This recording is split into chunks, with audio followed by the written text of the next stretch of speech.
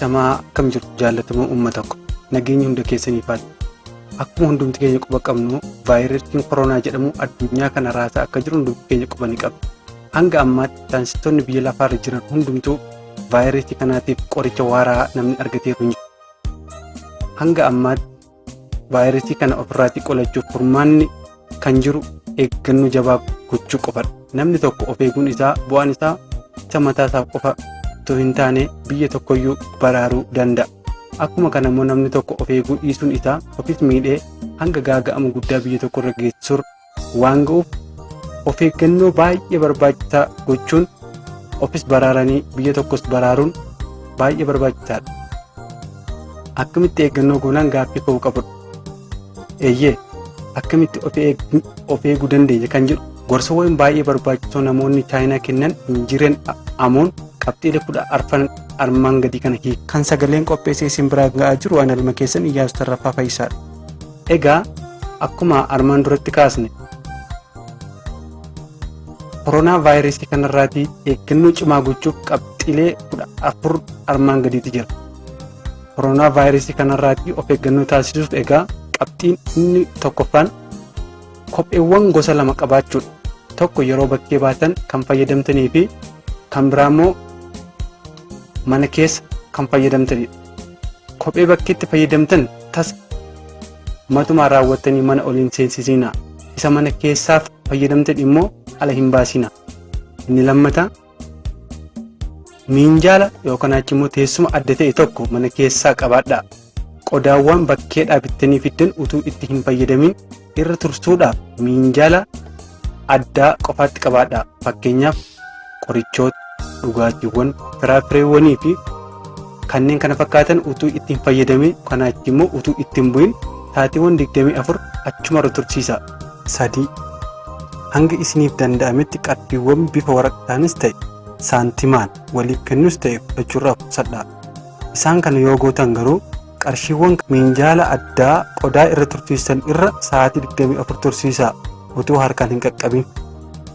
Afraffaan kuduraalee fi muduraalee hunda kanneen akka shunkurtii adii, shunkurtii diimaa, dinnichas ta'e kanneen biroo utuu bishaan ho'aan hin miiqin hin fayyadamina.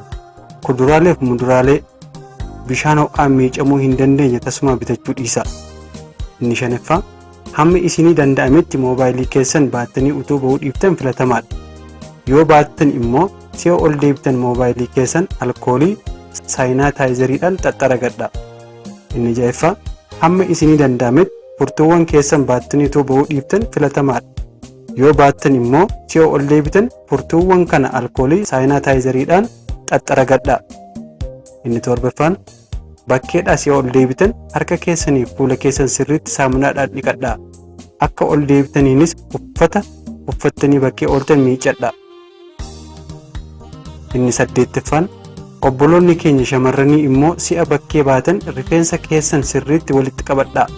Harka keessaniinis rifeensa keessan hin tuqinaa. Yoo rifeensi keessan fuula keessan tuqillee harkaan hin tuqinaa. Inni 9ffaan kuduraalee fi fuduraalee bituuf si'a deemtan guwaantii harka keessan lamaanitti akka gaariitti maradhaa. Guwaantii yookaan achi immoo gilaavii kanas akka mana galtaniin miicadhaa. Yoo laastikii ta'e immoo yerosuma gataa. Inni 10ffaan yeroo hundumaa utuu mana keessaa gadi hin bahin eeggannoo ofii keenyaaf wantoota ol galchinuuf akka itti goonu dursinee yaaduudhaan qophii hundumaa gochuu qabdu. 11ffaa yoo dirqama ta'e irraan kan hafe qorichoota yookaan nyaata bituuf hiriiruun gaarii miti. Yoo hiriirtan illee gargar fageenya namoota biroo wajjin eeggachuu qabdu hanga meetira tokko. 12ffaa walqunnamtii sareef adurree wajjin qabaachuu dhaabuun barbaachisaadha. 13ffaa hamma danda'ametti namoota dulloomoo bakkee baasuu dhiisuu qabu.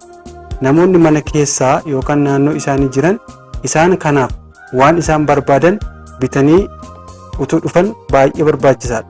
14ffaa isa dhumaa yeroo hundumaa utuu mana keessaa gad hin bahin wantoota armaan olitti eeraman hojiirra oolchuuf of qopheessuu qabu. Koronaa ittisuuf wantoota armaan olitti caqasaman hojiirra oolchinaan baay'ee gaaga'amoo hedduu hambisuudhaan ofis baraaruun biyya keenya baraaruu hin dandeenya. Nagaan hunduma keenyaaf haa ta'u. Kan sagaleetiin isin biraan gahe ana ilma keessan Iyyaasuu Tarrafaati.